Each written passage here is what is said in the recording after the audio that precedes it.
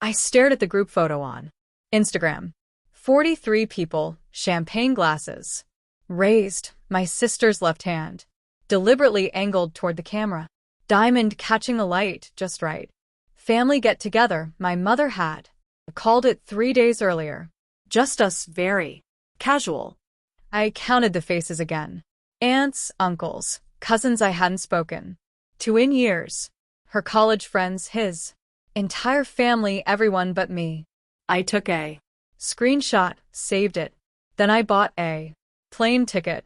My sister Emma and I used to be close, or I thought we were.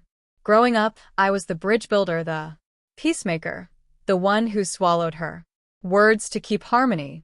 She was the golden child, effortless, charming, the one who could do no wrong in our parents' eyes.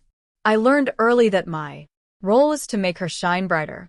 When she got into her dream college, I celebrated. When she landed her corporate job, I threw the party.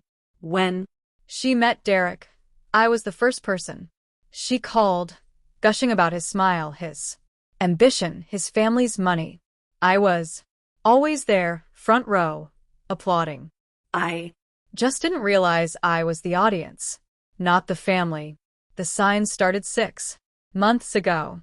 Invitations to family dinners that came an hour before they started. Too late for me to rearrange my schedule. Inside jokes at the table I wasn't part of. My mother's eyes sliding past me when she talked about the girls, meaning Emma and her. Then came Emma's birthday dinner. I arrived to find it had been moved to a private room at an upscale restaurant.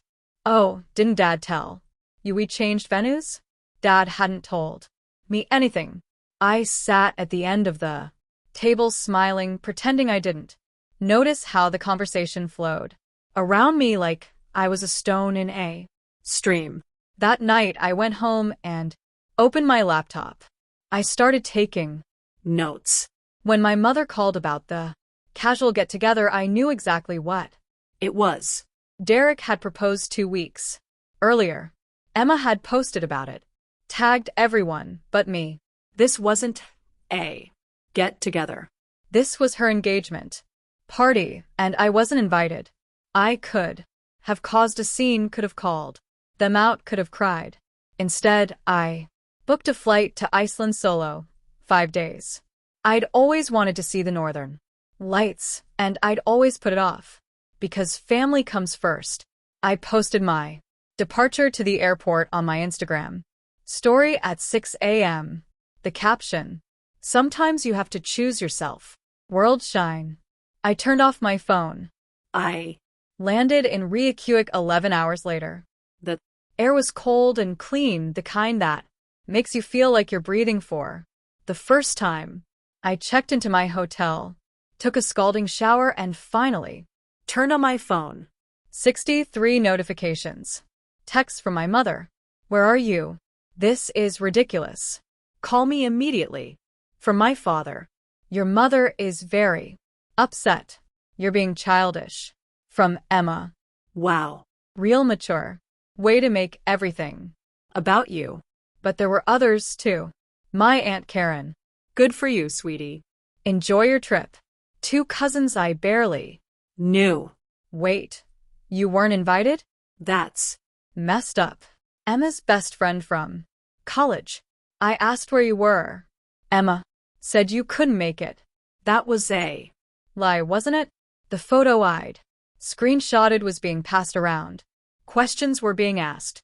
The narrative they'd carefully constructed, that I'd simply chosen not to come, was crumbling. I didn't respond to anyone. I posted a photo of the golden circle, no caption necessary.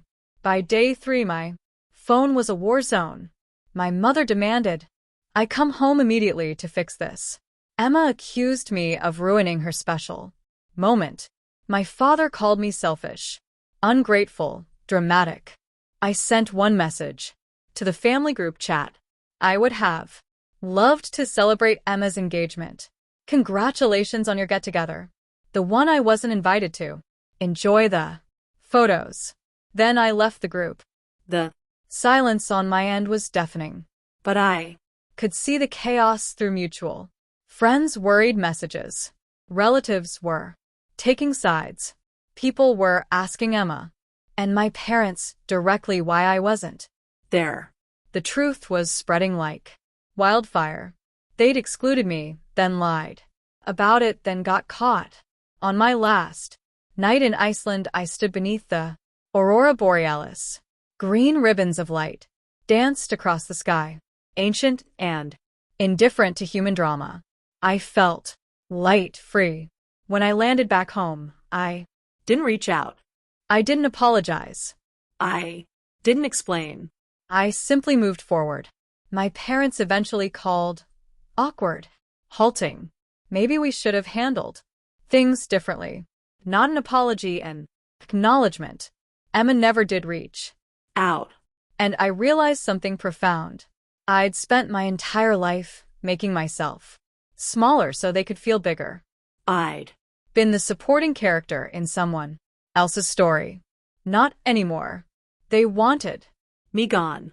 I gave them exactly what they wanted, and I made sure everyone knew. It The best revenge isn't loud. it's Living well while they explain why you're not there.